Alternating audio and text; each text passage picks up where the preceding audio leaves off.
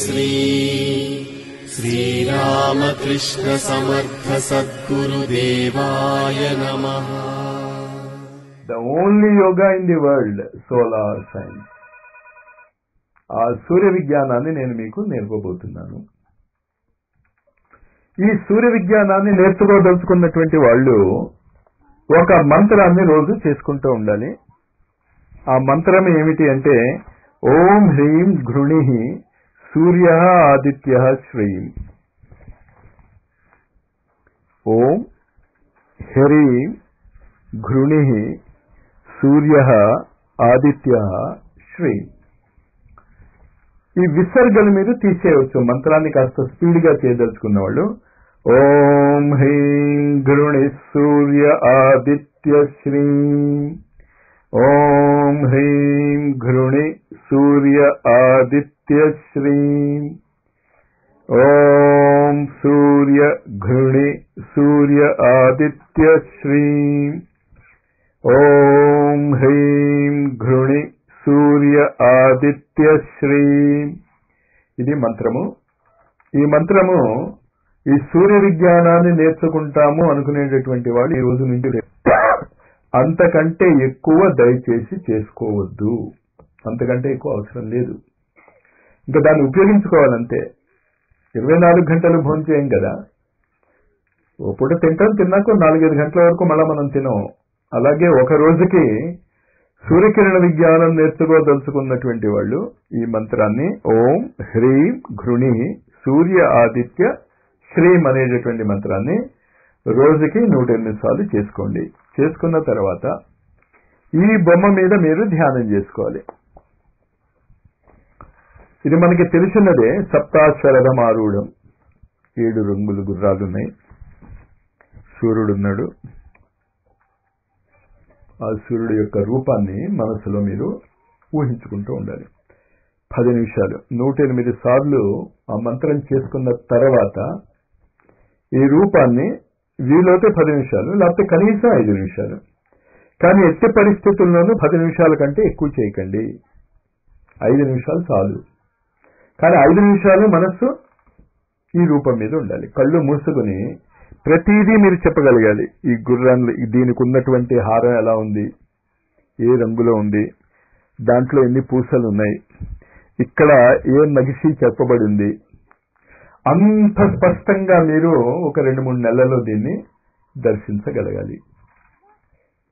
అంతే తప్ప నేను కళ్ళు మూసుకున్నాను 7 గుర్రాలు, స్పష్టంగా 7 గుర్రాలు కనిపించాలి, 7 రంగులు కనిపించాలి. రంగులు అంత కరెక్ట్ గా లేవు ఇందులో. న్యాచురల్లీ ప్రింటింగ్ లో కరెక్ట్ 7 కలర్స్ ఎవడూ ఇవ్వలేడు. ఎందుకంటే paper colour will change that colour.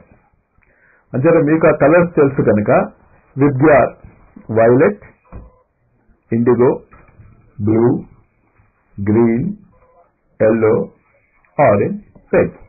అది ఊహించుకోండి. అది ఊహించుకున్న తర్వాత 5 నిమిషాలు కళ్ళు మూసుకుని అదే 7 రంగులు మీ యొక్క స్ప్లీన్ లోకి ప్రవహిస్తున్నాయి అని ఊహించుకోవాలి మీరు.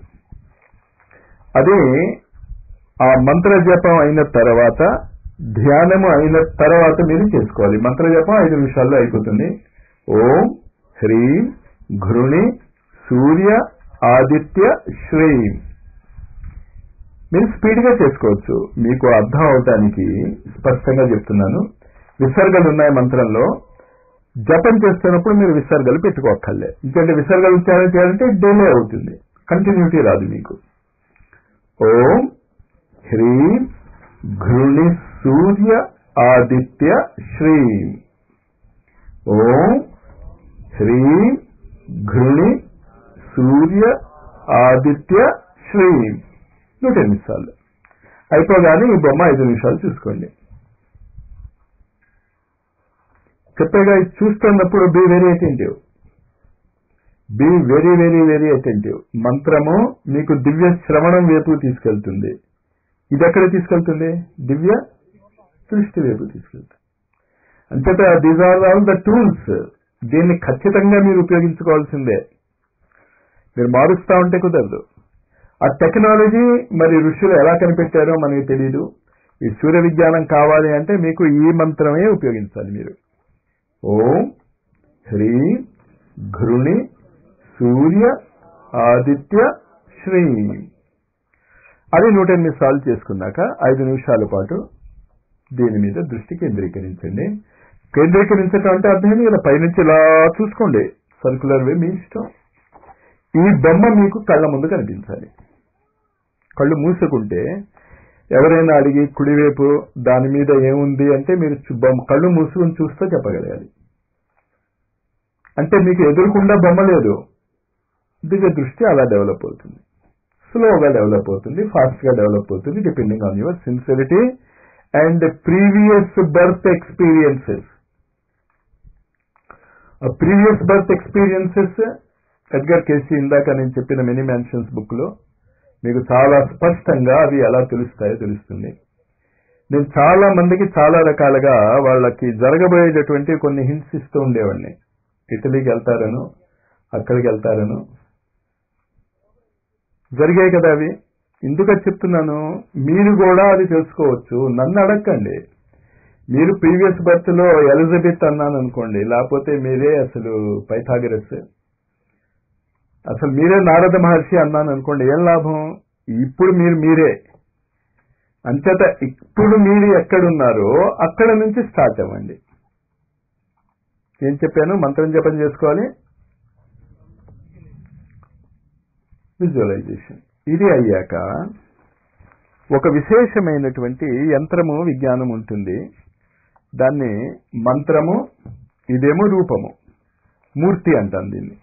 మూర్తి అంటే రూపం, మంత్రం చెప్పే యంత్రం అవుతుంటుంది. ఇది సూర్య యంత్రం. ఏ విధంగా దీని మీద మీరు 5 నిమిషాలు కాన్సన్ట్రేట్ చేసి దీన్ని మీరు ఎదురకుండా రీప్రొడ్యూస్ చేయగలిగారు, ఈ యంత్రాన్ని మీరు రీప్రొడ్యూస్ చేసుకోగలగాలి. Same logic. ఇది అయిపోగానే దీన్ని చూడాలి, చూసి దీన్ని రీప్రొడ్యూస్ చేసుకోగలగాలి. బిందువు, త్రిభుజము, డౌన్వర్డ్, వృత్తము, షట్త్రికోణము, మళ్ళీ వృత్తము, వృత్తము, దళాలు. క్లియర్గా ఉన్నాయి కదా? దీన్ని రీప్రొడ్యూస్ చేసుకోండి. ఇది సాధనాత్మకంగా నేను మీకు చెప్పినది. మంత్రము, మూర్తి, యంత్రము. ఇది అందరికీ కామన్ సిలబస్, అందరూ చేసుకోవాల్సిందే ప్రతిరోజు.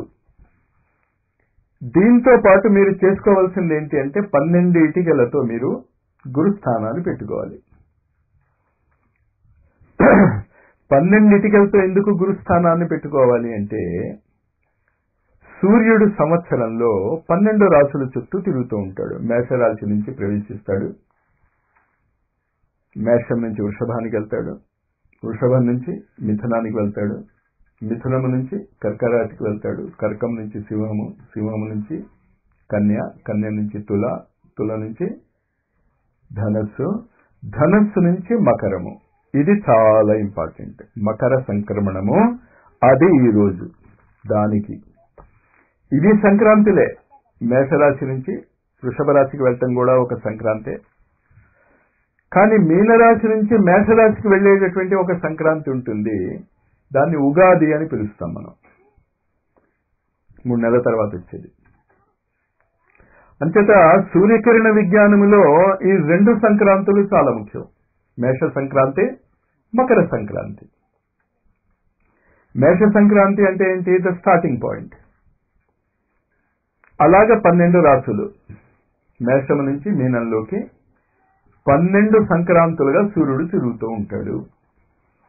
ఇందులో మనం 2 సంక్రాంతులకి ప్రాముఖ్యత ఇస్తున్నాం.